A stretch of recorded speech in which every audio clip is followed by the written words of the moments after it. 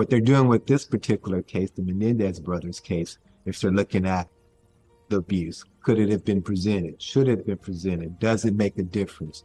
And if it does, and if it's something that they could consider should have been maybe a manslaughter, that's where I believe it is now. But you're right. There's a lot of people out there that are going to say that, they killed their parents.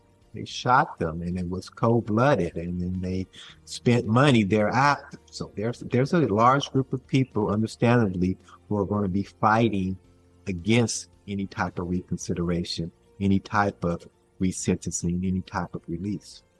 Well, you raised something here that poses this question.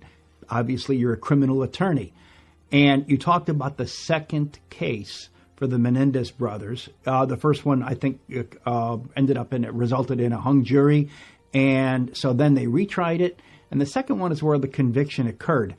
But then you said that the domestic violence, that the abuse, didn't come into evidence.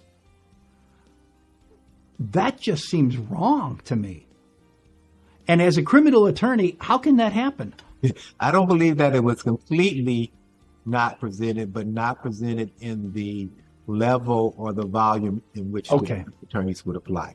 And it wasn't apparently received or understood in the way that it is now, or that it should be.